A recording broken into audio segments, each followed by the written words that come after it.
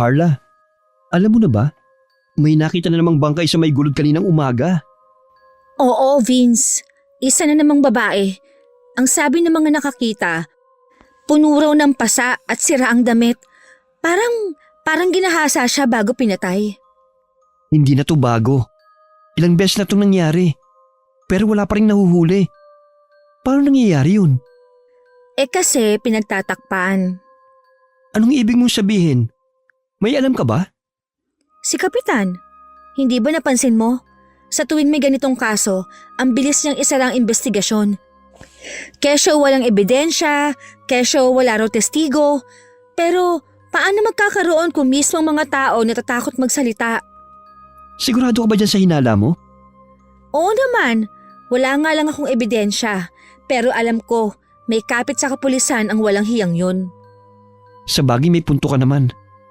Ito pa, naalala mo si Mang Efren? Yung tatay ni Lydia? Di ba, siya lang ang nagkalakas loob na magsalita nung unang may nawalang babae. Pagkatapos, bigla siyang naaksidente at namatay. At lahat tayo alam na hindi aksidente yun. Mismo! Delikadong tao si Kapitan. Alam ko talaga na may alam siya sa mga nangyayari dito sa baryo. Kung totoo yan, Carla, hindi tayo pwede manahimik. Pero paano tayo magsasalita kung mismong batas dito sa baryo, hawak niya? Vince, natatakot ako. Paano kung minsan isang araw maging isa ako sa maging biktima? Huy, huwag kang nag-iisip ng negatibo. Kumato ka dyan sa kahoy, gaga. Huwag mo hangarin na magkatotoo yan. Dahil kapag nagkataon, papatay ako. Promise yan. Lintik lang ang walang ganti. Talaga? Ganun mo ka, love? Ew, tumigil ka nga, Carla. Nag-hallucinate ka na naman. Hindi kita type. Grabe ka naman mandiri. Uy, Bes, siya nga pala. May sayawan sa Biyernes ng gabi. Ano, punta tayo? Naku, sigurado ko maraming macho sa kapoging papi doon. Tinatanong pa ba yan? Siyempre naman. Basta ba, ipagpaalam mo kay Lola ha? Ano pa nga ba? Yan naman ang lagi kong ginagawa sa tuwing isasama kita eh. At saka pumapayag lang naman si Lola Fatima kapag akong makakasama mong gumala. Siyempre. Wala naman kasing magtatangkang lumapit sa akin kapag ikaw ang kasama ko, ano? Ang laki-laki kasi ng katawan mo pero wititit. Hindi nila knows na pusong babae ka naman pala. Abat, ikaw pasalamat ka nga't pinagpapaalam pa kita sa lola mo. Kung hindi, baka mukha ka ng manang na laging nakatenga lang dyan sa bahay nyo. Eto namang si Vince, hindi na mabiro. Sorry na. Sorry na, girl. Aba, talagang inaasar mo pa ako Halika nga rito, mabaita ka. Wag mo nga akong kilitiin, Vince. Simula pagkabata ay magkaibigan na sina Vince at Carla. Lumaki sa kanyang lola ang dalaga. Dahil maagang nawala ang mga magulang niya. Kaya naman labis-labis na lang ang pag-aalala at paghihigpit nito sa kanya. Hindi siya pinapayagan ng lola niyang gumala kung saan. Maliban na lang kung si Vince ang kasama niyang lumabas. Panatag na kasi ang loob ng matanda sa kaibigan niya. Dahil kilala na siya nito mula nung maliit pa. At alam nitong walang gagawing masama si Vince sa kanya. Kinabukasan maaga pa lang ay pumasyal na si Vince sa bahay nila Carla. Tao po! Tao po! Beshi Cakes! Sandali! Kaaga-aga Sino ba aring? O iho, ikaw pala yan. Tuloy ka. Magandang umaga po, Lola Fatima. Kasing ganda niyo po ang umaga ngayon Wala pa rin ho talaga kayong kupas. Mas nauna pa nga kumupas yung dasher niyo kaysa sa inyo Sus, maliit na bagay. Ako pa ba? At teka nga sandali. Ang aga mo naman yata para mambola, iho. Mukhang hindi ka pa naliligo Abay, ano bang sadya mo? Ito naman si Lola Mabango pa rin naman po ako inutusan po kasi ako ni nanay na bumili ng suka. Kaya dumana lang din po ako dito. Heto po pala may dala po akong daing. Masarap po yan. Ako po mismo ang gumawa niyan Abay, marunong ka na rin palang gumawa ng daing. Mabuti yan at matutulungan mo na ang nanay mo sa hanap buhay ninyo. Oo nga po eh. Nakakaya rin po kasi kung si nanay lang lahat ang gagawa. At teka, nag-agahan ka na ba, iho? Dito ka na kumain. At patapos na rin naman si Carla maligo. Sumabay ka na sa amin. Salamat po pero tapos na po ako mag-almusal ha. Ang sadya ko po talaga dito eh. Alam ko na yan, iho. Gagala na naman kayo magkaibigan, no? Napakamot na lang si Vince sa batok niya habang nakahalokip-kip na nakatingin kay Lola Fatima. Nakagat pa nga nito ang pangibabang labi saka ngumisi sa matanda. Hindi sigurado sa susunod na sasabihin. Paano niyo po nalaman, Lola? May lahi po ba kayong manghuhula? Manghuhula ka riyan. Hindi ko na kailangan maging manghuhula para malaman yon. Alam na alam ko na yung style mong yan, iho. Abat halos lahat ng gala ng apo ko eh. Ikaw ang nagpapaalam. Kaya alam ko kung may sasabihin ka. Ito namang si Lola oh. Pero alam ko naman pong papayag kayo eh, di po ba? Bakit? Saan na naman ba pupunta yung mga paa ninyong kating-kate kapag hindi nakakagala? Hala, grabe si Lola. Kating-kati po talaga. Ipapaalam ko lang po sana kasi na isasama ko si Carla sa sayawan doon sa plaza. Abay, hindi ba't sa Biyernes pa yon, iho? Tama po kayo la. Ano bang araw ngayon? Martes po. Masyado ka naman yatang excited, iho. Ang layo pa nun ah. Mukhang may binabalak ka. Tamang hinala ka naman, Lola. Ang totoo po niyan, bakit talaga ako magpapaalam sa inyo para may oras pa kaming kumbinsin kayo kung sakaling hindi kayo papayag. Aba, magaling! Dahil may taktika na pala kayo ngayon, ha? Oh, Vince, ang aga mo naman mangapit bahay. Ikaw pala yung kumakatok kanina sa pinto. Nang makita ni Vince ang dalaga na nakatapis habang nagpupunas ng basang buhok, napalunok ito ng malaki sabay inilihis ang kanyang paningin. Nakaramdam naman si Lola Fatima. Kaya kaagad niyang sinaway ang apo niya. Hoy Carla! Magbihis ka na nga muna bago ka mang-usisa. Abay hindi magandang tingnan na nakatapis ka pa habang nakikipag-usap sa isang lalaki. Wala naman pong problema dyan kay Vince, Lola. Pero sige, dyan ka na muna, Beshi. Magbibihis lang ako, ha? Nang makapasok na ng kwarto ang dalaga, saka naman nagpatuloy sa pag-uusap ang dalawa. Nakita naman ng matanda kung paano pamulahan ng mukha ang binata habang hindi makatingin ng diretso sa kanya. Pagpasensyahan mo na ha.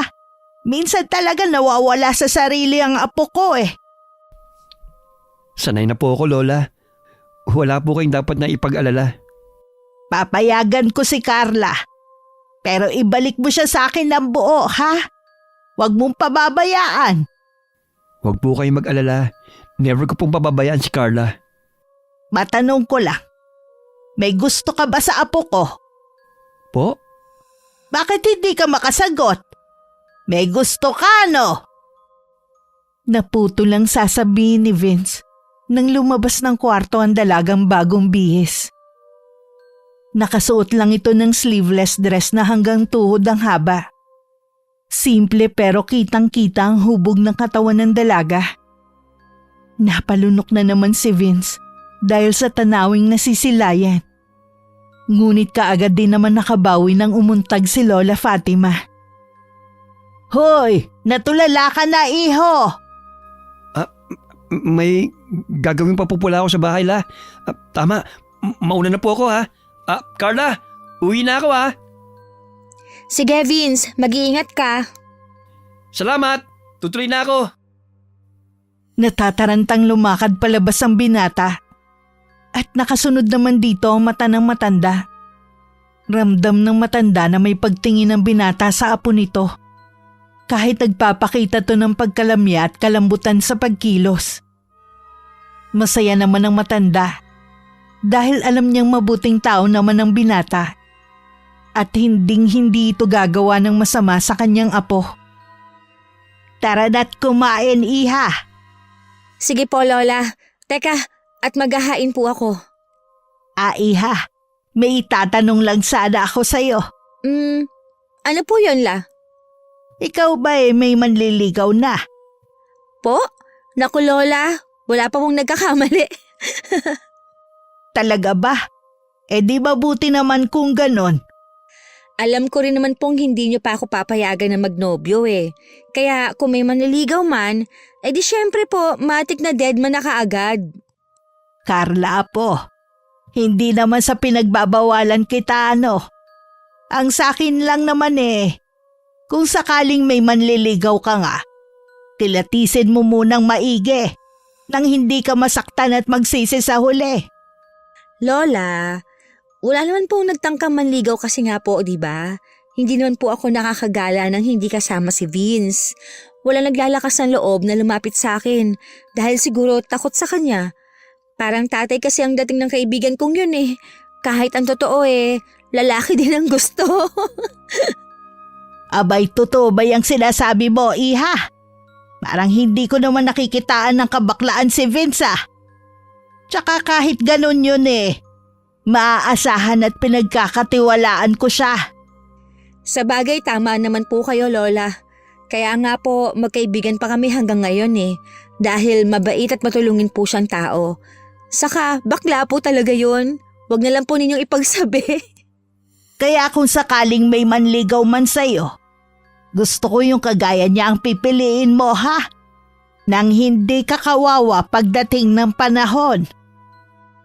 Sa isip ng dalagay tugma sila ng gusto ng kanyang lola. Ngunit wala siyang magagawa dahil sinabi na ni Vince na lalaki din ang gusto nito. Kaya inakala niyang wala ng pag-asang maging sila kahit pa malalim na ang nararamdaman nito para sa binata. Lingid sa kaalaman ni Carla. Matagal na palang may lihim na pagtingin para sa kanya ang binata. Ngunit hindi lang yun magawang aminin ni Vince dahil natotorpe ito. Natatakot din kasi itong masira ang kanilang pagkakaibigan. Kung sakaling mang aminin niya ito at hindi pala siya gusto ng dalaga. Kaya nakontento na lang siya bilang isang matalik na kaibigan. Ngunit kahit ganun, umaasa pa rin siyang masusuklian din sa huli ang nararamdaman niya. Nang sumapit ang Biyernes ng umaga, agad na naglambing si Vince sa kanyang ina. Hay, salamat naman anak. Halika. Pakitulungan nga akong bitbitin tong banyera patungong bilaran. Agahan natin ang pagbibilad at sayang ang sikat ng araw. Tsaka baka bigla na naman umulan mamayang hapon.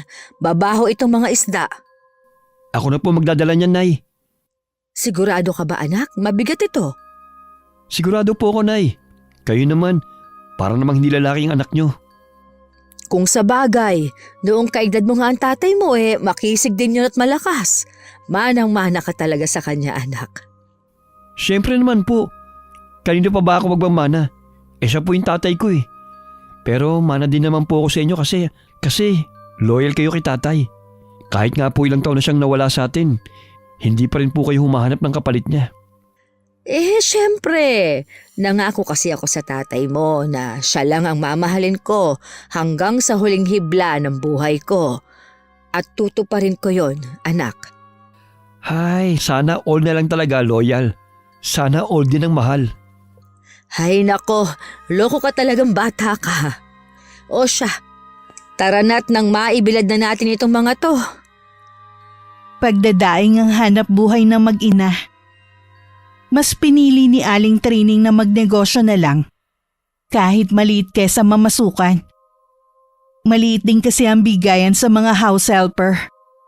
Kaya naman nagkasya na lang sila sa negosyo nila. Kahit maliit lang din ang tubo.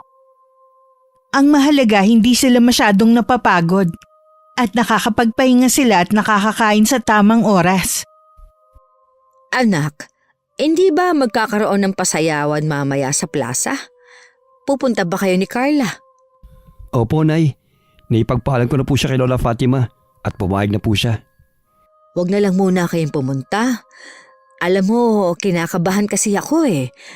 Iba na ang panahon ngayon. Sobrang delikado, lalo na kay Carla. Yung tungkol po ba sa nangyayari sa baryo natin? Hindi ba? Marami nang nagagahasa at napapatay na babae dito sa atin. Gabi pa naman gaganapin yung pasayaw. Huwag po kayo mag-alala. Tulad ng sabi ko po sa lola niya, hindi ko po pababayaan ang best friend ko. Best friend lang ba talaga? Nay, Nagtatanong lang at nagpapaalala, anak. pero Nay, napag-usapan na din talaga namin ni Carla yung tungkol sa mga babaeng ginagahasa. Sa totoo lang, natatakot ako para sa kanya. Siyempre babae. Tapos hindi naman natin alam kung sinong iiwasan o kakampi sa nangyayaring to. Tapos ganun pa yung kapitan natin. Parang walang pakialam sa hustisya. Alam mo, sa kinalakyan kong baryo, hindi batas ang nagpaparusa sa mga taong nananamantala ng kababaihan. Ang mga matandang albularyo at mangkukulam ang humahatol. Mangkukulam? Oo, Vince. Noong araw, may isang lalaki sa amin, mayaman, makapangyarihan at maraming koneksyon. Maraming babae ang pinaglaruan, pinagsamantalahan, pero hindi siya mahuli-huli. Kapag may nagsusumbong, bigla na lang silang nawawala o natatakot magsalita. Parang nangyayari dito ngayon. Tama. Kaya may isang matandang babae noon, isang kilalang mangkukulam ang nagsabi, kung ang batas ay hindi makakaganti, hayaan mong ang dilim mismo ang humusga. Anong ginawa niya sa manyakis na yon? Isinumpa niya ang lalaking yon. Isang gabi, nakita raw itong umiiyak at sumisigaw sa gitna ng kakahuyan, pero walang taong nakapaligid sa kanya. Paulit-ulit niyang sinasabi, "Ako ang may kasalanan! Patawarin niyo ako!" Hanggang sa kinabukasan, natagpuan siyang wala ng buhay. Nakanganga, nanlalaki ang mga mata, para bang may kung anong takot ang bumalot sa kanya bago siya namatay. Kayong gumawa nun? Lintik ka!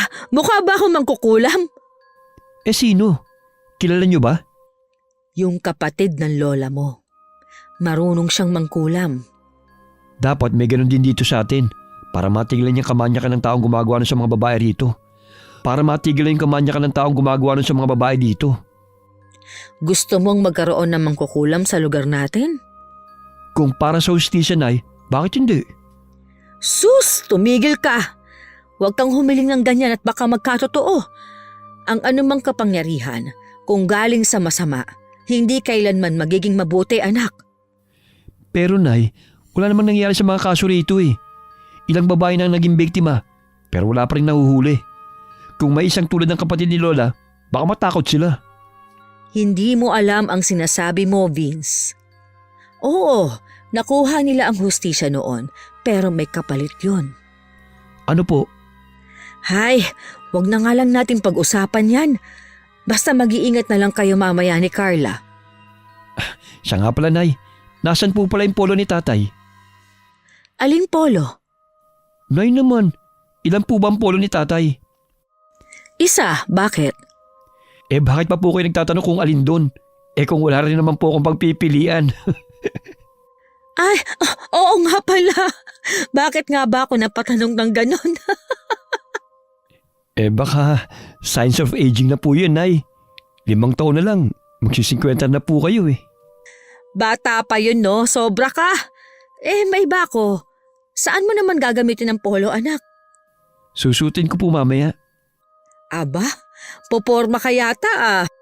Anong meron? Si Nanay Chismosa. Alam mo, maski hindi ka umamin, alam kong may gusto ka kay Carla. Tsaka alam ko na aamin ka na. Good luck ha. Alam ko hindi ka mabibigo kasi ramdam ko na may pagtingin din sa'yo ang dalagang yun. Talaga ba, Nay? Oo, maniwala ka. Natatakot po kasi akong umamin eh. Baka lumayo siya sa akin. Paano kung hindi? Subukan mo. Sige po, Nay. Salamat. Nang magtakip silim na'y mas nauna ng kumain ng binata sa kanyang ina. Naligo at nagsipilyo. Pagkatapos maglinis ng katawan, ay nagbihis na rin siya ng bagong plantsyang polo na hiniram pa niya sa mga naiwang gamit ng kanyang ama. Hindi naman kalakihan ng kanyang ama, kaya hindi ganong maluwag ang damit sa kanya. Nang handa na ang lahat pati na ang dadalhin niya, gumayak na rin siya upang sunduin ang dalaga. Tao po, Carla, Lola Fatima. Uy, Vince, nandito ka na pala. Tuloy ka muna. Magbibihis na lang ako. Sige, hintayin na lang kita dito. Paglabas ng dalaga sa kanyang silid, saglit na natigilan si Vince. Napalunok siya habang nakatingin sa kaibigan niyang nakaayos. Suot ang isang simple ngunit eleganteng bestida. Bahagyang kulot ang buhok at may banayad na pulang lipstick sa labi. Hindi niya inaasahang makikita ito sa ganung forma. Parang bumagal ang oras habang pinagmamasdan niya ito. Sa bawat kilos, sa bawat ngiti ng kaibigan, lalo siyang napahanga. Kasabay nito ang mabilis na pagtibok ng kanyang puso. Nakabihis na ako. Tara na. La, tuloy na po kami. O sige, mag-iingat kayong dalawa ha. Hoy Vince, ipinagkakatiwala ko sa iyo ang apo ko. Oras na may mangyaring masama sa kanya, nako! Mayayari ka talaga sa aking bata ka. Ito talagang si Lola nananakot pa.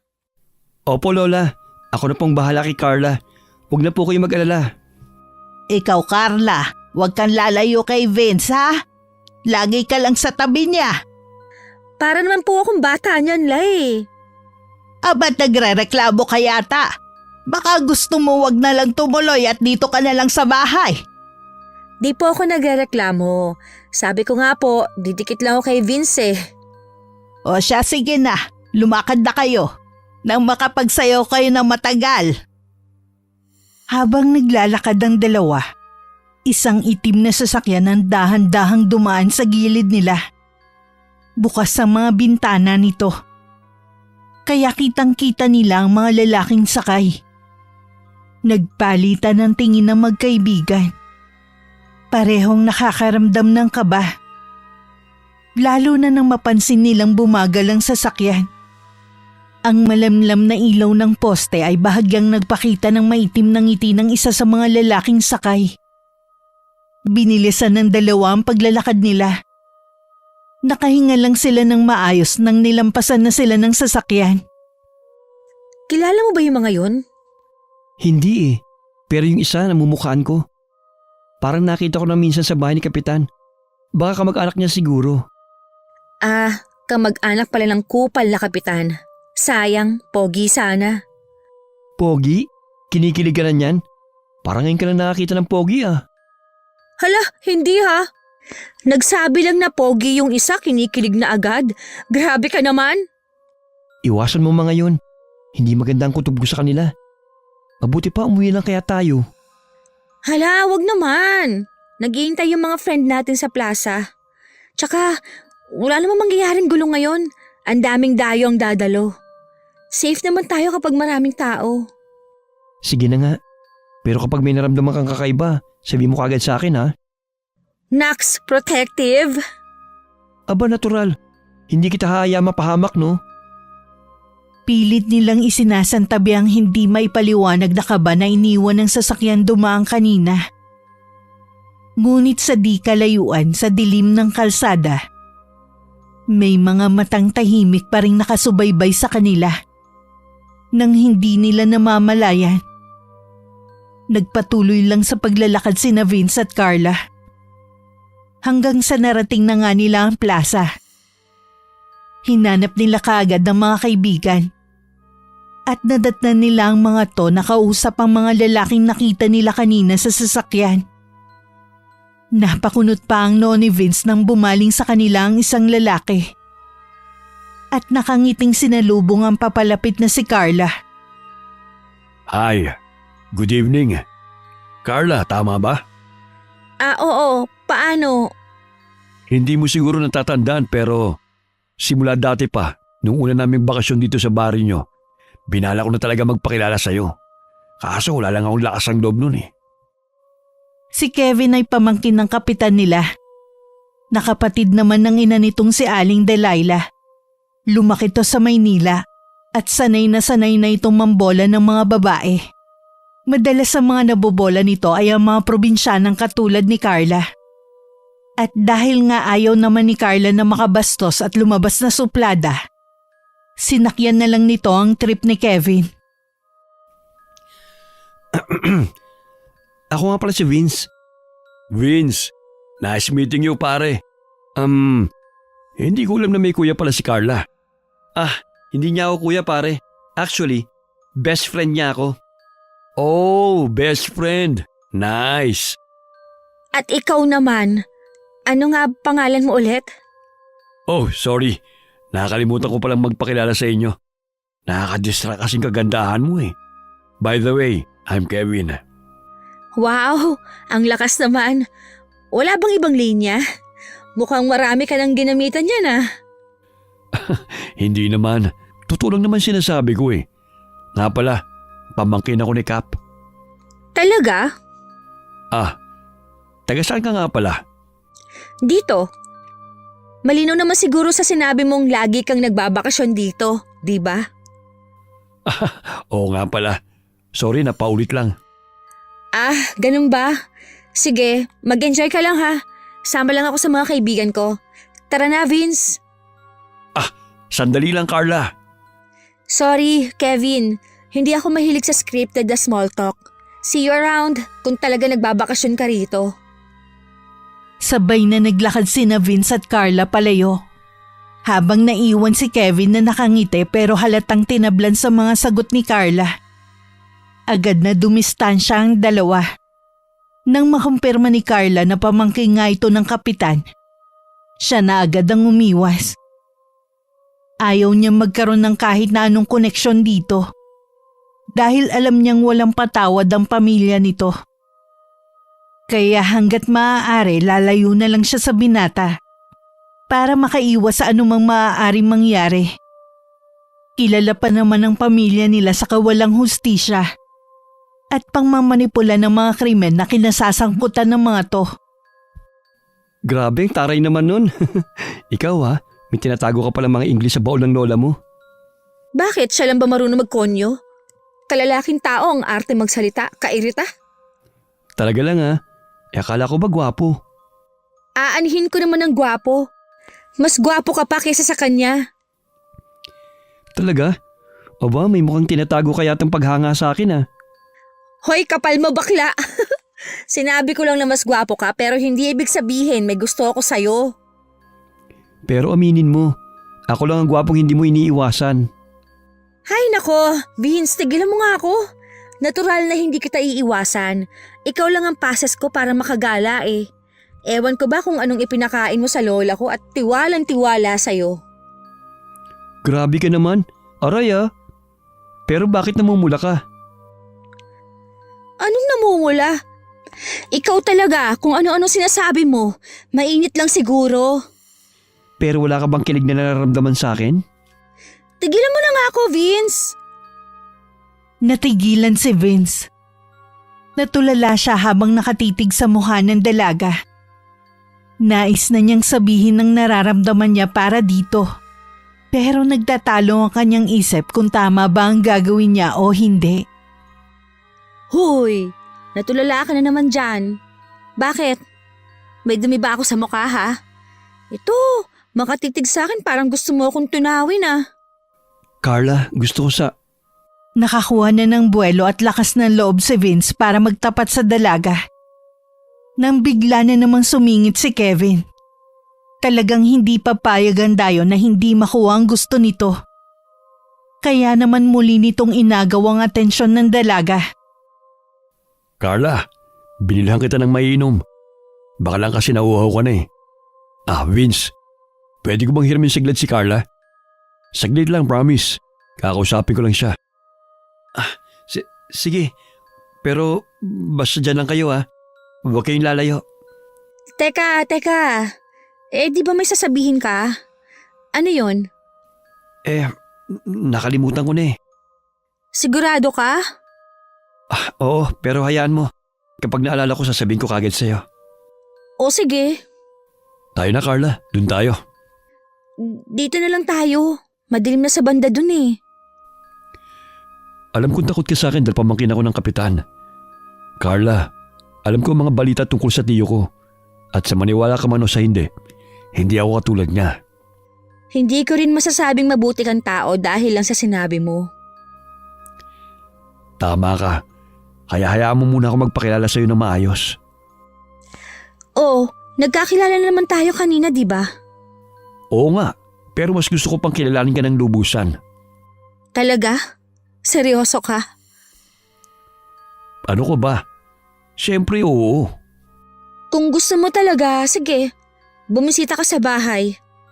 Ayaw kasi ni Lola na nagpapaligaw ako sa labas eh. Saka alam ko naman kung ano ang deserve ko at hindi. Ang straightforward mo naman masyado. Pero sige, kung yun ang magpapagaan sa loob mo, dadalaw ako sa bahay nyo. Tara, sayo tayo. Sige, dun tayo sa gitna para maliwanag. Nagmasid lang sa gilid si Vince at hindi niya inaalis ang paningin sa dalaga, lalo pat may kasama itong lalaki. Ang planong pagtatapat na yun ay hindi na niya itinuloy. Di hamak naman kasi na mas gwapo at mayaman si Kevin. Kaya inisip niya na baka baliwalain lang din ng dalaga ang damdamin niya para rito. Umabot ng madaling araw na si Kevin lang ang kasama ng dalaga, habang si Vince nasa tabi lang at tila hindi na naalala ng dalaga na kasama niya itong dumating doon. Kaya naman nang hindi na makatiis, agad niyang pinuntahan ng dalawa. Carla, hindi ka ba uuwi?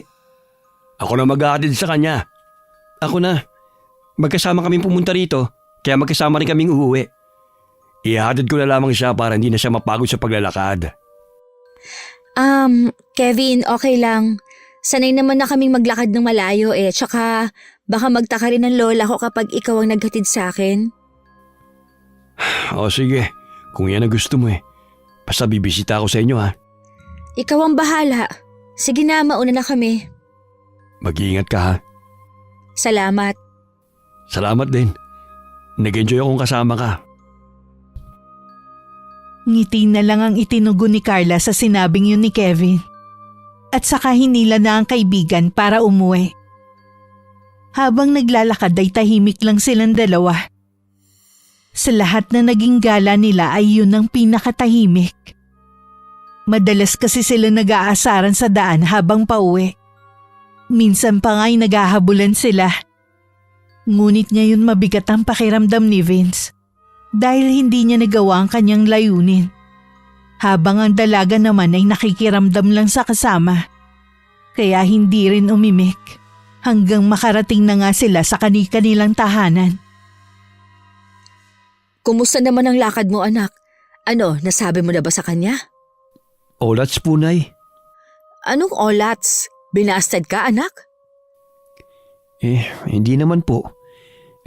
Hindi ko na po itinuloy ang pag-amin kasi may nakilala siyang iba eh. Mas malala pa nga po yata to sa busted na eh. Anong ibig mo sabihin, anak? Sino ang nakilala niya? Isang bisita lang po dito sa baryo. Pamangkin daw po ni Kapitan. Ano? Pamangkin ni Kapitan? Oo, Nay. Parang dun siya nagka-interes. Akala ko ba galit siya kay Kap? Ano nangyari? Hindi ko nga alam eh. Sinubukan ko naman siyang balaan.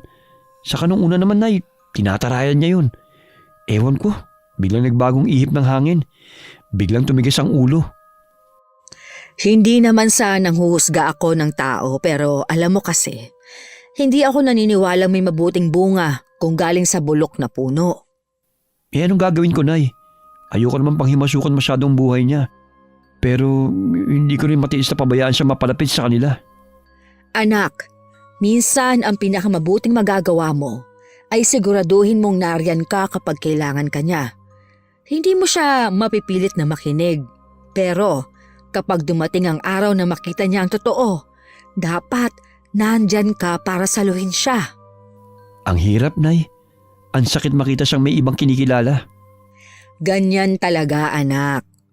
Pero kung talagang kayo ang para sa isa't isa, kahit ano ang mangyari, babalik siya sa'yo. At kung hindi, Di may ibang nakalaan para sa'yo. Pero sana anak, sana hindi na siya madamay sa gulo ng pamilya ni Kapitan. sana nga, Nay. Sana nga. Sige po, magpapahinga na po ako. Nang makapasok sa kanyang silid ay agad nang nahiga si Vince. Hindi na siya nag-abala pang magbihis. Dahil pakiramdam niya ay latang-lata na siya. Hindi naman siya pagod na pagod. Pero pakiramdam niya ay nawalan na siya ng ganang kumilos. Pinilit niya ang sariling matulog. Pero kahit ilang minuto na siyang nakapikit, ay tila bagising na gising pa rin ang diwa niya. Marahil ay dahil sa maraming mga tanong ang tumatakbo sa kanyang isipan. Kaya hindi pa rin siya makatulog. Kinaumagahan naman ay bumisita nga si Kevin sa bahay ni na Carla. Nagtaka na lamang si Lola Fatima nang may humintong isang magarang sasakyan sa harap ng kanilang tahanan. Akala niya may naligaw lang. Dahil sa tinagal-tagal na nilang naninirahan doon, ay ngayon lang may humintong sasakyan sa tapat nito. At mas lalo pang nagtaka matanda nang may bumabang isang gwapong binata mula ron. Magandang umaga po. Dito po ba nakatira si Carla? Magandang umaga naman, iho. Oo, dito nga siya nakatira. Kayo po pala ang lola niya. Mano po? Ako po si Kevin. Kaawaan ka ng Diyos, iho. Ano ba ang sadya mo? Gusto ko pong ligawan ng apo niyo kung papayagan niyo po ako. Teka, saan mo ba nakilala ang apo kong si Carla? Ngayon ko lang nakita ang mukha mo rito sa baryo namin Nagkakilala po kami kagabi sa sayawan. Pamangkin po ako ng kapitan ng baryong to. Abay, hindi ko sukat akalain may magtatangkang manligaw sa apo ko. At galing pa sa pamilya ninyo. At sa kakagabi lang kayo nagkakilala, manliligaw ka na agad. Sigurado ka ba sa pinapasok mo, iho? Opo, lola. Hindi ko po maipaliwanag pero kakaiba pong naramdaman ko nung makilala ko si Carla. Talaga? Pero iho, hindi basta-basta si Carla. Hindi yan tulad ng ibang babae na madadaan lang sa matatamis na salita. Alam ko po yun. Kaya nga po gusto ko siyang ligawan ng maayos sa tamang paraan. Ikaw ba? Sigurado ka na dyan sa nararamdaman mo. Abay, pamangkin ka ng kapitan. Alam mo naman sigurong hindi maganda ang tingin ng mga tao sa pamilya ninyo. Naiintindihan ko po yan. Pero iba po ako. Wala akong kinalaman sa mga ginagawa ng tiyuhin ko. Paano kung hindi ka tanggapin ng apo ko? Di tatanggapin ko po. Pero lola, susubukan ko pa rin. Hindi naman po ako susuko kagad. Abay, matibay ang loob mo, iho. Sige, hindi kita pipigilan. Pero tandaan mo to, Kevin. Ang apo ko, hindi laruan, ha? Kapag pinaiyak mo yan, ikaw mismo ang may kalalagyan sa akin. Opo, nangangako po ako. Siya, sige. Tignan natin kung paano mo mapapatunayan ng sarili mo. Maraming salamat po. Naku, mukhang nagising na ang apo ko. Siya, bahala ka na kung paano mo siya kukumbinsihin. Pero paalala lang, iho, ha? Matalim ang dila ni Carla. Baka bago mo siya mapasagot, mapapaiyak ka muna. Handa po ako sa kahit anong sagot niya. Abay, sige. Tignan na lang natin. Sa sandaling yun, bumukas ang pinto at lumabas si Carla. Mukhang bagong gising at halatang walang ideya kung ano nangyayari. Nagtagpo ang kanilang mga mata. At napataas agad ang kilay ng dalaga na makita si Kevin sa harap ng bahay nila. Anong ginagawa mo rito? Good morning, Carla. Formal na ako magpapakilala sa'yo bilang manliligaw mo. Ha? Manliligaw? Ang bilis mo naman. Ayan na nga ba ang sinasabi ko Akala ko nagbibiro ka lang Saka agad-agad. Hindi kaya ako nagbibiro sa mga ganitong bagay. At saka siyempre dapat agad-agad. Eto nga pala may dala akong almusal para sa inyo. Salamat, Kevin. Nag-abala ka pa. Mabuti na lang din. Dahil hindi pa nakakapagluto tong si Carla. Dahil puyat kalalakwat siya. Lola naman. O siya, sige. Maiwan ko muna kayong dalawa, ha? At magwawalis lang ako sa labas ng bahay. Sige po, Lola.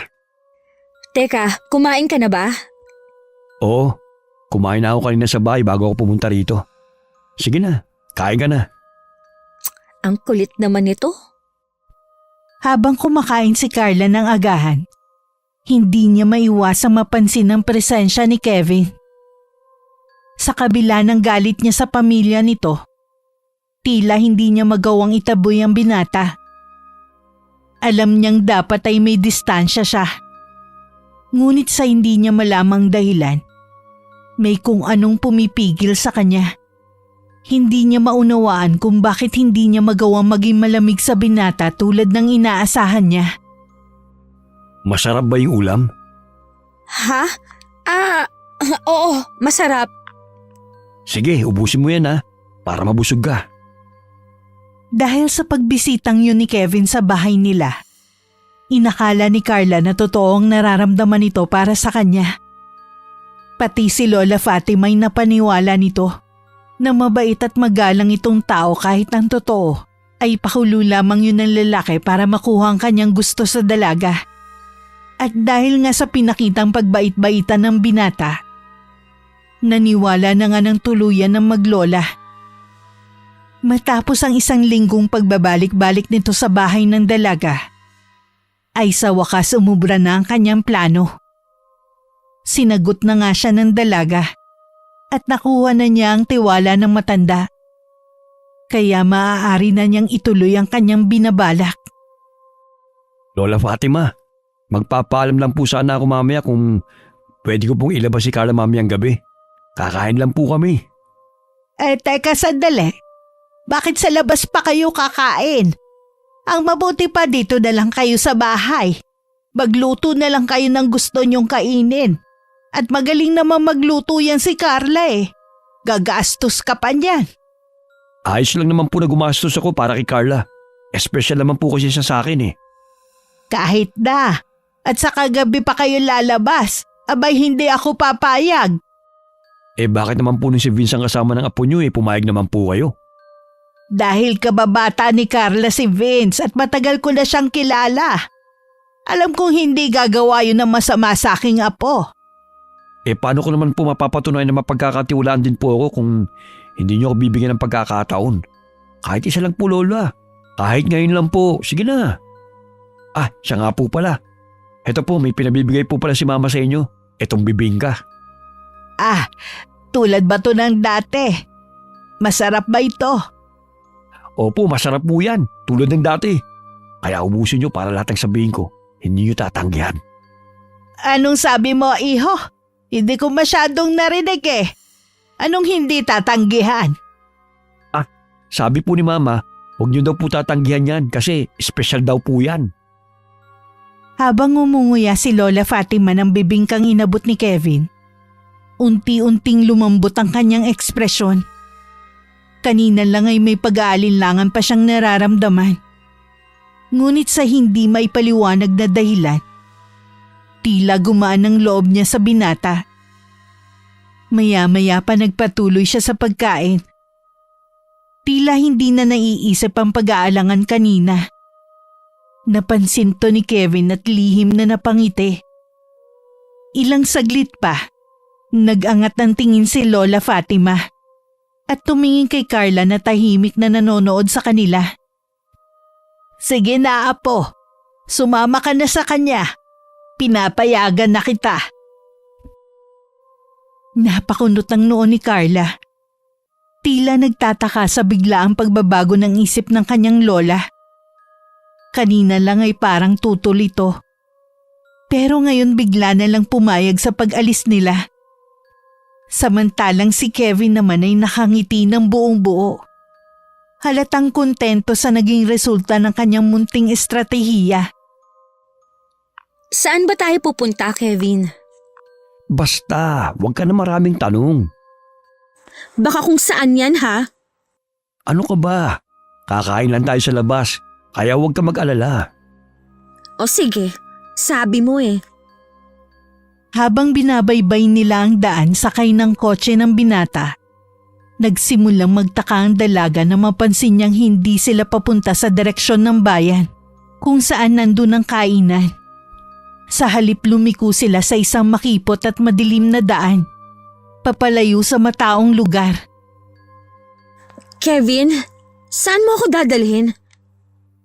Ngunit hindi sumagot si Kevin. Tahimik lang siyang nagpatuloy sa pagmamaneho.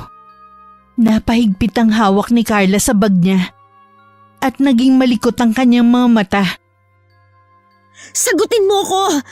Akala ko ba kakain lang tayo? Saan na ba tayo papunta? Relax ka lang. Sandali na lang. Malapit na tayo. Ihinto mo tong sasakyan! Bababa ako! Hindi pwede. Lalong lumakas ang kaba ni Carla. Hindi niya gusto ang tono ng boses ni Kevin. Parang may tinatago ito at hindi niya malaman kung ano. Sinubukan niyang buksan ang pinto ng sasakyan pero hindi niya maintindihan kung bakit ayaw bumukas nun.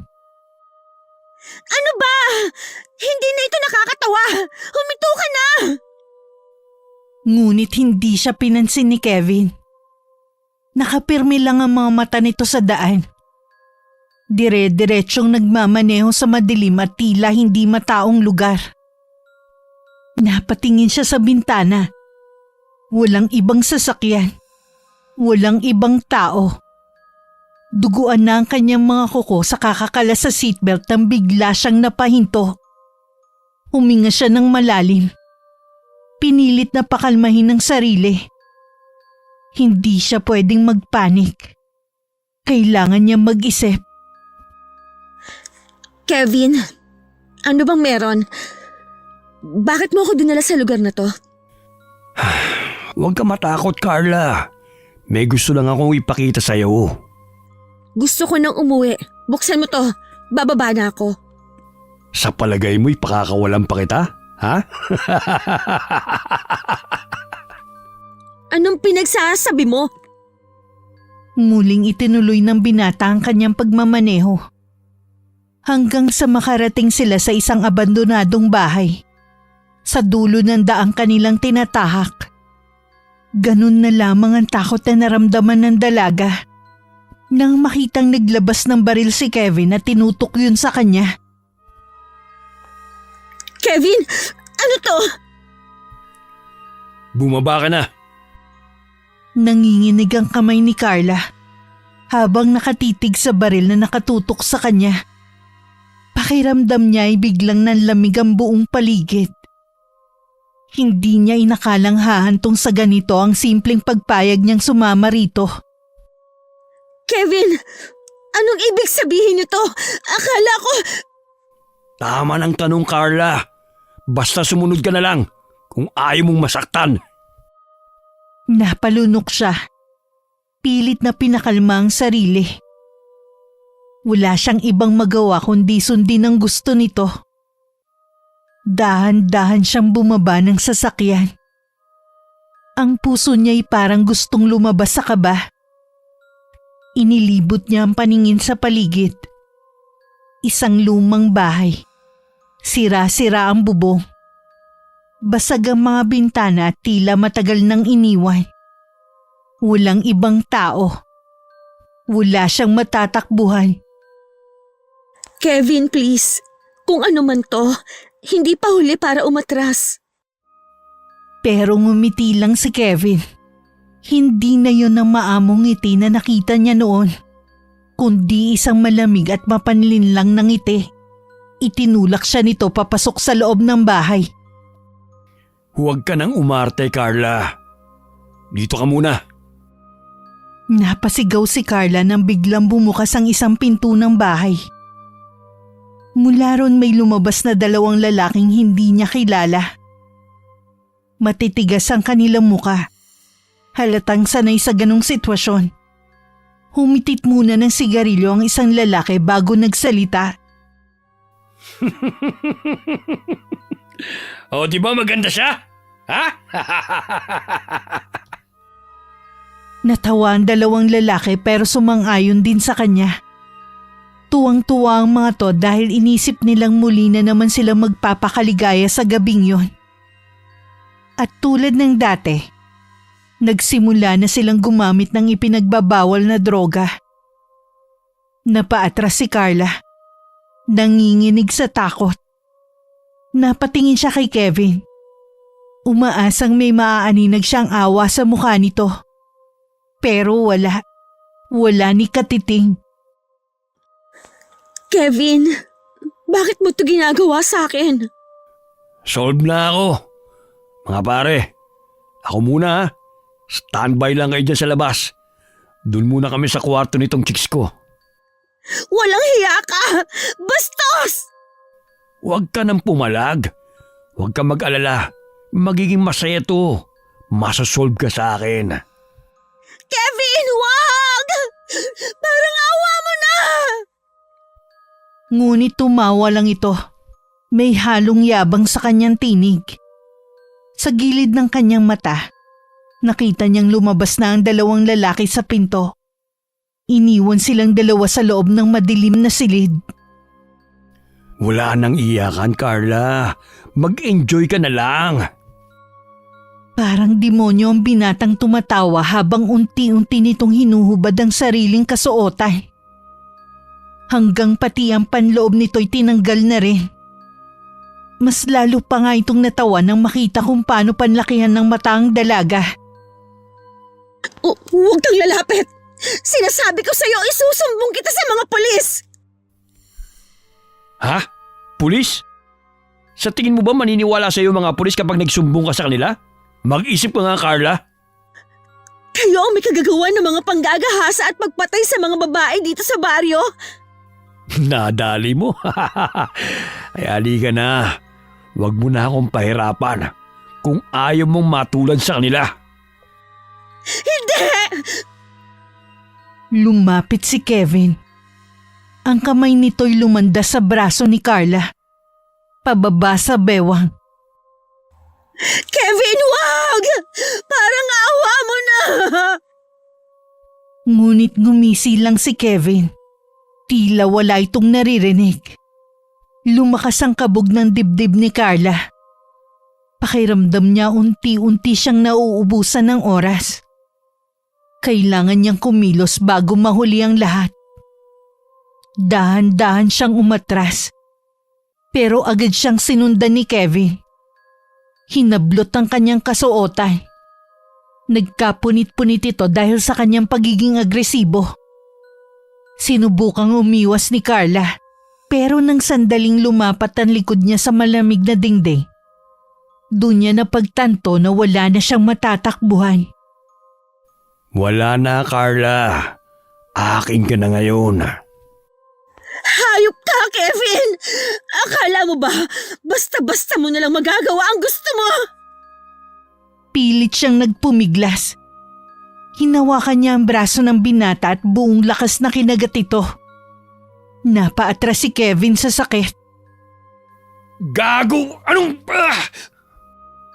Bago pa nito matapos ang sasabihin, inapakan ni Carla ng malakas ang paa niya.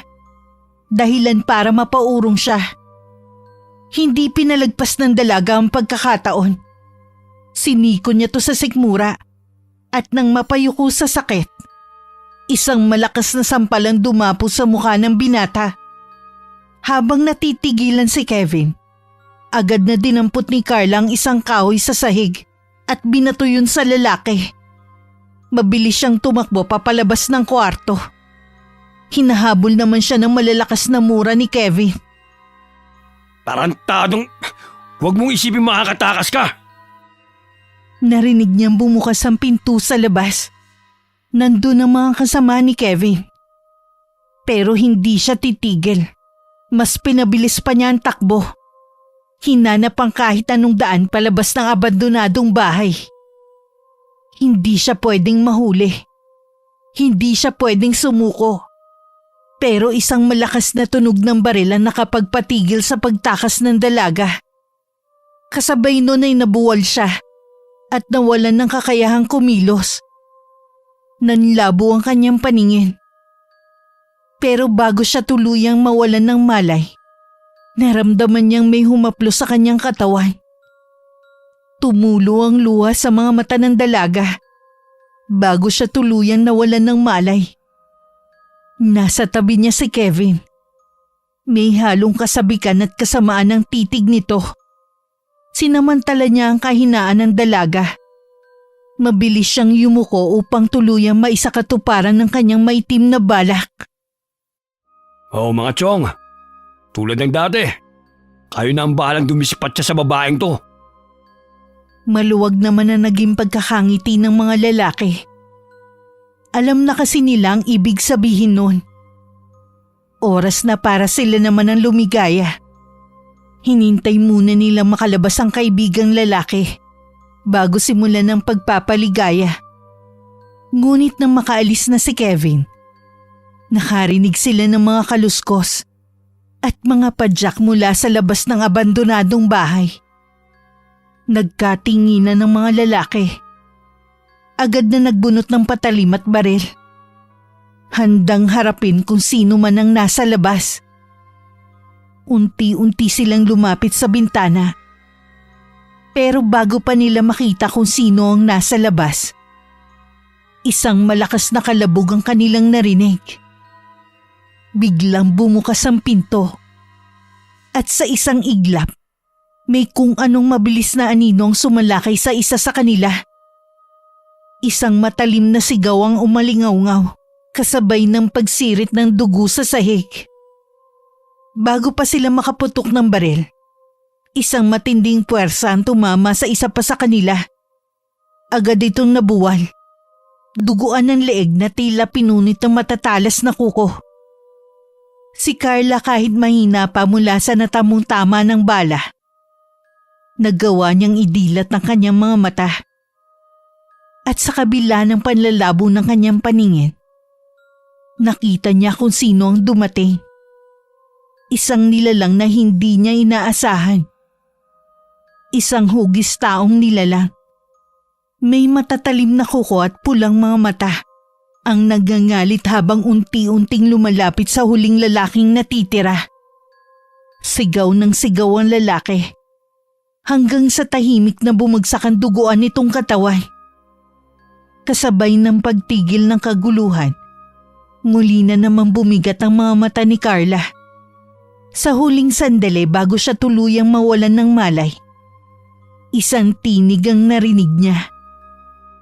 "Ligtas ka na, Carla. Huwag ka na matakot."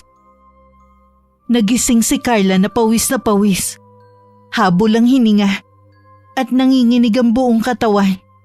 Napalingon siya sa paligid. Nasa loob siya ng bahay ng kanyang lola Fatima. Ligtas na siya. Ngunit sa kabila ng seguridad ng lugar, hindi niya mapigilan ng sumigaw nang maalala ang mga nangyari sa kanya. Wag! Tama na! Wag! Mabilis na pumasok si Lola Fatima sa silid. Bakas sa mukha ang pag-aalala. "Apo! Bakit? Ano nangyari?" Ngunit hindi sumagot si Carla. Patuloy itong nanginginig. Pilit na hinahabol ang kanyang paghinga habang mahigpit na niyayakap ang sarili. Lumapit ang matanda. Marahang hinaplos ang buhok ng apo. "Tapos na, Carla. Ligtas ka na. Wala ka na sa lugar na iyon." Doon palang nagsimulang bumalik ang ulirat ng dalaga. Inikot niya ang paningin sa paligid. Pilit niyang inaalala kung paano siya nakarating doon. Lola, paano ako nakauwi? Sino nagdala sa akin dito? "Ako ang nagligtas sa iyo, Apo." Ano? Pero paano? Napayuko ang matanda. Tila nag-aalangan kung dapat pa ba niyang ipagpatuloy ang kanyang sasabihin. Ngunit alam niyang wala na siyang may tatago pa. Hindi mo alam ang lahat tungkol sa akin, Apo. At sigurado kung hindi ka pa handang malaman. Pero wala akong iba magagawa kundi sabihin ang totoo sa iyo. Muling bumalik sa isipan ni Carla ang mga huling sandali bago siya mawalan ng malay. Ang malamig na sahig, ang tunog ng baril, at ang anino na biglang lumitaw. Isang aninong hindi niya maaninag ng buo. Biglang bumilis ang tibok ng puso niya. Lola, ano ka ba talaga? Isang nilalang na hindi mo inakaalang nabubuhay pa. Lola.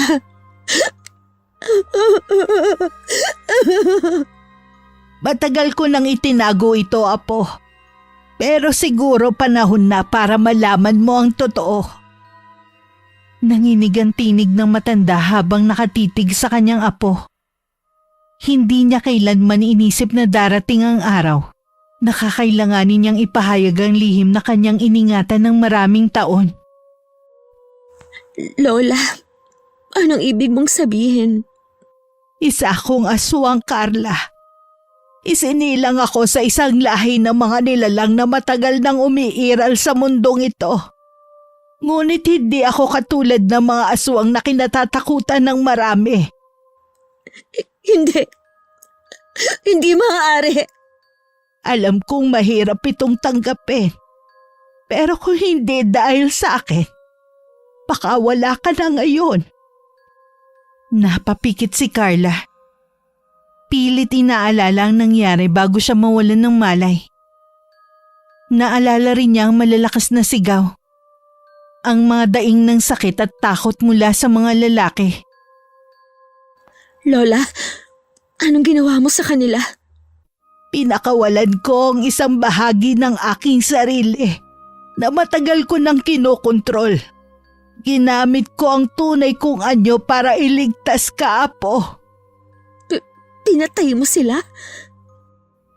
Hindi sumagot si Lola Fatima. Ngunit ang katahimikan niya naging sapat na kasagutan para kay Carla. Hindi ko hahayaang may manakit sa iyo, Apo. Handa akong gawin lahat para protektahan ka. Tumingin si Carla sa mga mata ng kanyang lola. Sa kabila ng kanyang takot, may isang bahagi sa kanya ang nagsasabing hindi siya dapat mangamba. Kung ganon, anong ibig sabihin nito, Lola? Isa rin ba akong... Napatigil siya sa pagsasalita. Nanginginig ang kanyang labi. Takot sa sagot na maaaring ibigay sa kanya ng lola niya. Wala pa ako nakikitang palatandaan sa iyo, Carla. Pero kung nasa dugo mo ang sumpa, darating ang panahon na mararamdaman mo rin ang tawag ng kadiliman.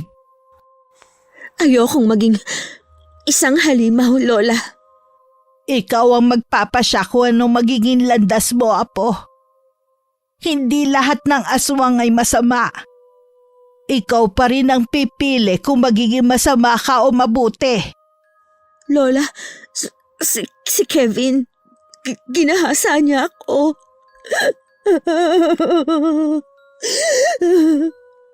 Hindi ko na siya inabutan. Kasalanan ko. Nagtiwala ako sa lalaking yun. Huli na nung kinutuban ako ng masama at nagising sa katotohanan. Patawarin mo ko, Apo. Yung lalaking yun ginamitan tayo ng gayuma para mapasunod tayo sa gusto niya. Paano kung malaman niyang buhay ako? Paano kung may gawin silang masama sa atin, Lola? Hindi ko hahayaang mangyari yun. Apo, yung tungkol sa pagkatao Huwag ko. po kayo mag-alala. Wala po akong alam. Nakatulugan na ng dalaga ang pag-iyak. Naaawa ang matanda sa madilim na sinapit ng kanyang apo sa kamay ng walang iyang si Kevin. At hindi niya maaatim na walang gawin para sa apo niya. Kaya naman kinabukasan sinugod niya ang bahay ng kapitan, kung saan tumutuloy ang binata at ang nanay nito. Kahit papano'y gusto niyang kunin ang hustisya ng apo sa tamang paraan. Kevin! Kevin! Lumabas ka nga riyan! Walang yakang lalaki ka! Lumabas ka! Aba, sino ka namang matanda ka ha? Kaya aga-agay nag-e-eskandalo ka rito sa tapat ng bahay namin. At bakit mo hinahanap ang anak ko? Ilabas mo yung anak mo at may kasalanan siya sa apo ko! Ha!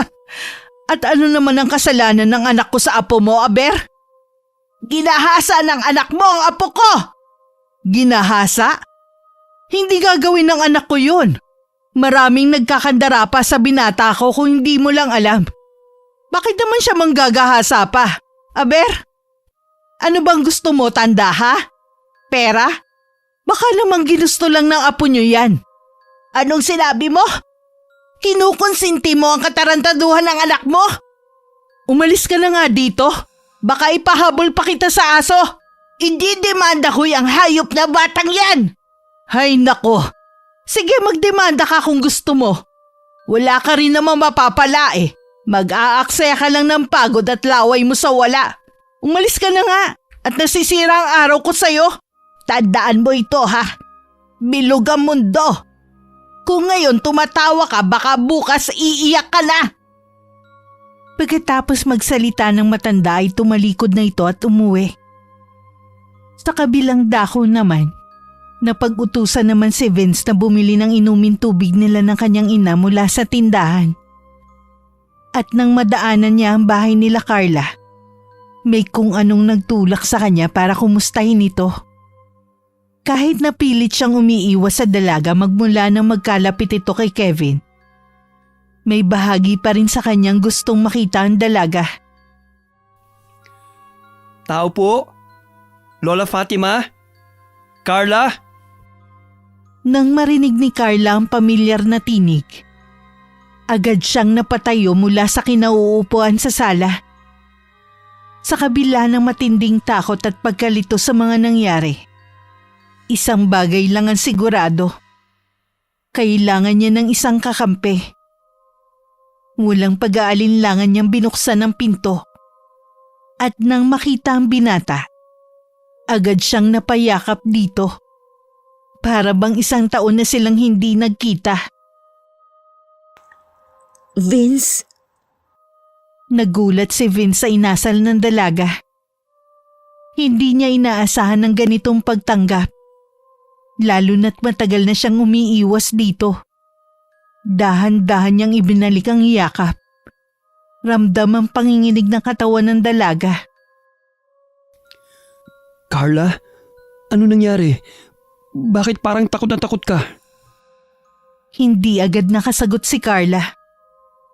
Sa halip mas humigpit pa ang yakap niya. Pilit na tinatago ang luha na bumabagsak mula sa kanyang mga mata. Vince, bakit ngayon ka lang kasi pumunta dito? Anong ibig mong sabihin? Muli siyang tiningnan ng dalaga. Baka sa kanyang mukha ang takot, pagkalito at hinanakit. Hindi alam ni Vince kung ano ang eksaktong nangyari. Pero ramdam niyang may mabigat na pinagdadaanan ng kaibigan niya. Pumasok tayo. May kailangan akong sabihin sa'yo. Hindi na nagdalawang isip ang binata. Hinawakan niya sa braso si Carla at dahan-dahang pumasok sa loob ng bahay. Tahimik na nakamasid si Lola Fatima mula sa sulok ng sala. Waring pinag-aaralan na magiging reaksyon ni Vince. Umupo si Carla sa sofa. Nanginginig ang kanyang mga kamay habang mahigpit na nakakuyong. Umupo rin si Vince sa tabi niya. Nag-aalalang hinawakan ng kanyang balikat. Ano bang nangyari? Si Kevin. Vince. Si Kevin at ang mga kaibigan niya. Halos hindi niya masabi ang sumunod na mga salita. Nanginginig ang kanyang labi at napayuko siya. Hindi makatingin ng diretso sa kaibigan. Nagpanting ang tenga ni Vince. Mabilis siyang tumayo. Nagngangalit ang kanyang anyo. Anong ginawa nila sa'yo? Carla, sabihin mo sa akin. Lumapit si Lola Fatima. Inilagay ang kamay sa balikat ng binata. Tila pinapakalma ito.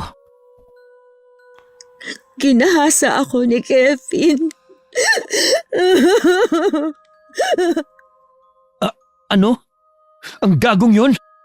Mapapatay ko siya, Carla. Mapapatay ko siya. Tara, magsumbong tayo sa mga pulis. Kailangan nilang malaman ang ginawa sa'yo ni Kevin. Vince, mag-aaksaya pa ba tayo ng panahon para dyan? Alam mo namang malakas ang kapit ng pamilya nila sa mga yon, di ba? Alam ko, pero panggagahasa ang ginawa niya at hindi yun makatarungan. Maaari niya din tayong baliktarin. Maaari niyang sabihin na pera lang ang habol ko sa kanya. Hayaan mo na lang, Vince. Huwag ka na lang makialam pat baka lumaki lang ang gulo. Huwag makialam? Naririnig mo bang sinasabi mo? Carla, ikaw ang nagrabyado rito. Hindi ako papayag ng babaeng minahal at iningatan ko. Bababuin lang ng iba. Ipaghihiganti kita. Kung hindi ko man makamit ang hustisya sa legal na paraan, pues ako ang gagawa. Hindi pwede to. Hindi pwede to. Please, Vince. Ayoko nang madamay ka pa. Hayaan mo na lang ako. Maayos din to. Magtiwala ka. Malalampasan ko rin ito. Nanggaling ako kanina kina Kapitan at nag-eskandalo ko doon. Pero walang nangyari. Mga sarado ang utak at mga tenga nila. Hindi sila naniniwalang ginahasa ng walang yang yun ng apo ko. Huwag na po kayo mag-alala, Lola. Makukuha natin ang hustisya para kay Carla. Isinusumpa ko po. Nagpaalam na ang binata sa maglola. Pagka-uwi niya sa kanilang bahay, pilit niyang ikinubli ang galit at gigil na kanyang nararamdaman. Kinalma niya ang sarili. Dahil ayaw niyang makaramdam ang kanyang nanay na meron siyang binabalak. Nay, may number po ba kayo ni Lola Ikang? Oo anak, bakit mo naman naitanong? Wala po, Nay. Naalala ko lang po. Pwede ko po bang hingin? Mangungumusta lang po ako sa kanila. Bala ko rin po kasi magbakasyon dun sa susunod na buwan eh. Sige anak, walang problema. Oh, heto. Hanapin mo na lang dyan sa cellphone ng pangalan ng lolahin mo. Salamat po, Nay. Nagtataka man ay hinayaan na lang ng ginang ang anak. Matagal na rin naman kasi mula nung huli nilang pagbisita sa lugar ng kamag-anak niya. Kaya naman naiintindihan niya si Vince. Nang makuha naman ng binata ang numero, agad niya itong tinawagan. Sinabihan siya ng kanyang lola na may kapalit ang kanyang pinagagawa na maaari niyang ikapahamak. Subalit buo na ang desisyon nito. Ipapabarang niya si Kevin. At kailangan niya ng isang gamit ng binata o kahit anong galing sa katawan nito. Nag-isip si Vince kung paano siya makakalapit dito upang makakuha ng bagay na kailangan. Alam niyang hindi siya basta makakalapit dito nang hindi ito naghihinala. Kailangan niya mag-isip ng paraan. Muli niyang tiningnan ang kanyang telepono. Mahigpit na hinawakan at bumuntong hininga. Magbabayad ka sa ginawa mo kay Carla. Kinabukasan maingat na nag-abang si Vince malapit sa tambayan ni Kevin. Alam niyang dun lagi umiinom ito kasama ang barkada. Kailangan niyang kumilos nang hindi ito naghihinala. Makalipas ang ilang oras dumating na si Kevin. Napakuyom ng kamao si Vince. Pero nagtimpi siya. Hindi siya pwedeng magpadalos-dalos. Lumapit siya ng dahan-dahan bitbit ang isang bote ng alak. Kevin! Shot tayo! Sige, tagay! Habang nagiinuman, napansin ni Vince ang hinubad na jacket ng lalaki at tinapon sa tabi ng lamesa. Maingat niyang pinag-aralan ng bawat kilos nito. Hinahanap ang pagkakataong makuha ang kailangan. Makalipas ang ilang tagay, unti-unti nang nalalasing si Kevin. Halos hindi na nito namamalayan ng paligid. Dahan-dahan lumapit siya sa lalaki at kunwaring hinaplos-aplos ang kanyang buhok. Alam mo, type kita. Anong ibig mo sabihin type? Ibig sabihin bakla ka? Hindi mo ba nalata? Matagal na kitang type. Hindi tayo talo. Hindi namamalayan ng lalaki na kinuhanan na pala siya ni Vince ng ilang piraso ng buhok. Tapos ka na ngayon, Kevin. Nang makuha ang kailangan, agad siyang umuwi sa lugar ng nanay niya at kinausap ang kanyang lola. Ibinigay niya dito ang mga kailangan niya para mabarang ang lalaki. Samantala sa bahay ni na Kevin, habang nasa harap sila ng masaganang hapunan at nagkakasiyahan, bigla na lang sumama ang pakiramdam ng binata at nagsisisigaw sa sakit. Ang sakit, ma! Ma! Sobrang sakit! Oh, napano ka naman? Ma! Bigla na lang po sumakit yung ari ko. Parang lumalaki po, ma! Aray! Sobrang sakit talaga! Please, ma, tulungan mo ako! Ano? Paanong lumaki? Baka nakagat ka ng insekto. Halika muna dun sa kwarto. Titignan ko yan. Ayoko! Nahihiya ako! Nakakahiya! Leche ka! Uunahin mo pa ba yung hiya mo? O sige kung gusto mo dadalhin na lang kita sa ospital. Ma! Wag, ma! Ayoko sa ospital! Ano ngayon? Magpapatulong ka tapos ayaw mo magpatingin. Hindi ko mahuhulaan yan nangyayari sa'yo, Kevin. Habang namimilipit sa sakit, napansin ni Kevin na lalo pang lumalaki at namamaga ang kanyang ari. Pakiramdam niya'y parang may gumagapang sa loob nito. Kumikirot na sakit na hindi niya maintindihan. Parang may gumagalaw sa loob. Parang may buhay sa loob ko. Ano ba yan kasing pinagagagawa mo, ha? May nilandi ka bang babae? May nakain ka bang kung ano? Wala, ma. Wala. Ayoko na. Ang sakit. Biglang tumirik ang mga mata nito. At isang nakakasukang likido ang lumabas mula sa kanyang ari. Halos mapasigaw si Aling Delilah na makita to. Itim na parang burak. May kasamang maliliit na gumagalaw na uod. Diyos ko! Ano to? Ma! Tulungan mo ako! Ayoko pang mamatay! Dinala na nga ng ginang ang kanyang anak sa doktor. At base sa resulta ng ginawang test, walang nakitang mga dahilan ng kanyang pangangate. Pati na rin ang pamamaga ng ari nito. Kaya niresetahan na lang sila ng doktor ng mga gamot para kahit papano maibsan ang pananakit sa kanyang katawan.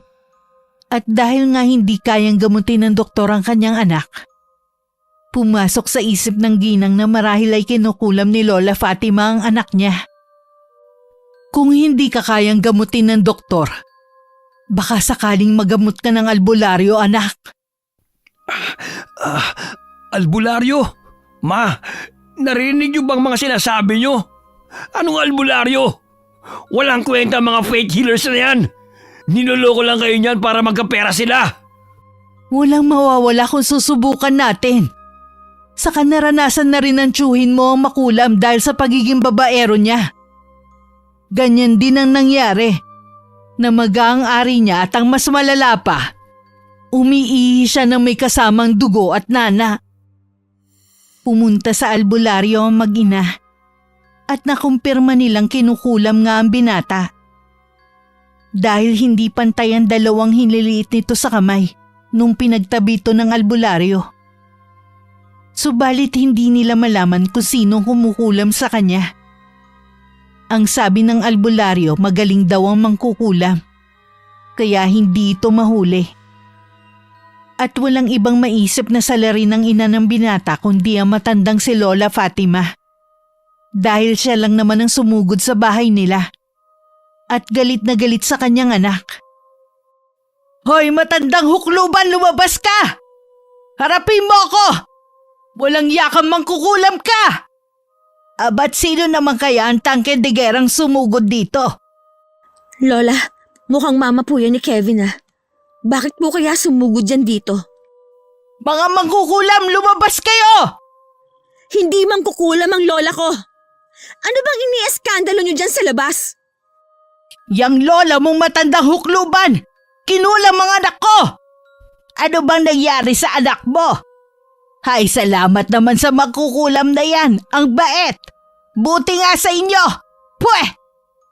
Alisin niyo ang kulam kung hindi! Kung hindi ano? Anong gagawin niyo? Ipapapatay niyo kami? Madaming nakakarinig sa'yo oh! Tingnan mo, lahat ng kapitbahay namin nanonood! Sige, sabihin mo! Namamaga ang ari ng anak ko. Alam ko kayo ang may kagagawan nun. Nakikiusap ako. Tigilan niyo ang anak ko. Handa akong magbayad ng malaking halaga basta tigilan niyo lang si Kevin. Wala kaming ginagawa sa anak mo. Sinungaling! Hindi ako sinungaling. Dahil kung talagang mangkukulam ako, dapat inuna ko ng sinaray ang bunganga mong napakaingay. Umalis ka na rito! Natakot naman si Aling Delilah sa banta ng matanda.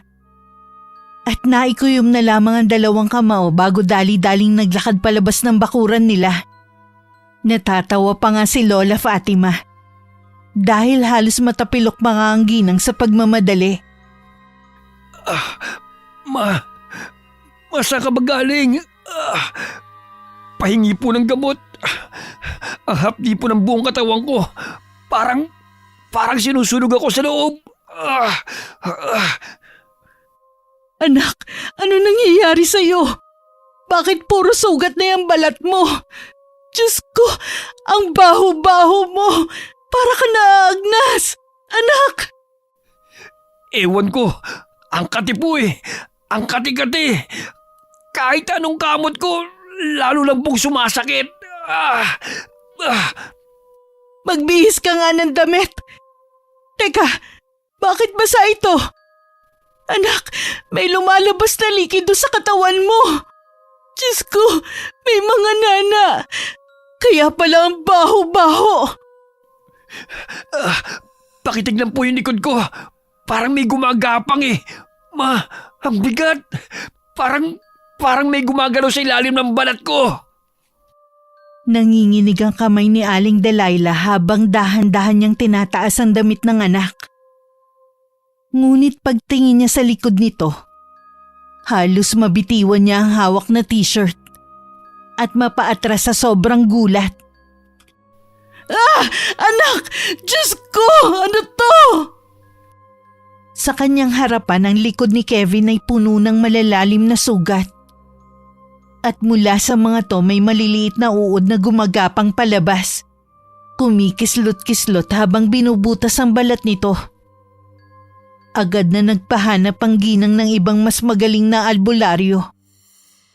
Malaki ang paniniwala niya na hindi lang basta mangkukulam ang dumadali sa kanyang anak, kundi isang mambabarang. Pagdating ng albularyo at makita ang kalagayan ni Kevin, agad itong napailing. Sinubukan niyang tawasin ng binata upang matukoy kung sino ang gumagawa ng barang. Ngunit hindi niya ito magawa. Masyadong malakas ang puwersang bumabalot sa binata. Hindi niya kayang kontrahin ito. Sa kabila ng pagsisikap ng albularyo, lalo lamang lumala ang kalagayan ni Kevin. Unti-unti nawalan na siya ng kakayahang gumalaw. Hanggang sa tuluyan na siyang naparalisa sa kanyang hinihigaan. Habang lumilipas ang oras, kitang-kita ang pagkaputla niya. Hanggang sa nawalan na ito ng malay at hindi na nila magising. Mabilis na kumalat ang balitang yun sa buong baryo at naging pulutan ng mga tao sa mga umpukan. Nakarating din yun kay Aling Trini.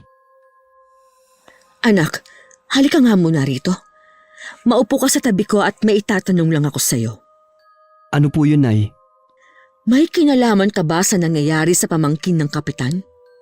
Kay Kevin po? Bakit? Ano po nangyayari sa kanya? Malala na daw ang kalagayan nito. Sabi nila, binarang. Wala akong kinalaman dun, no? Ba't ko naman po yung gagawin? Vince, anak kita.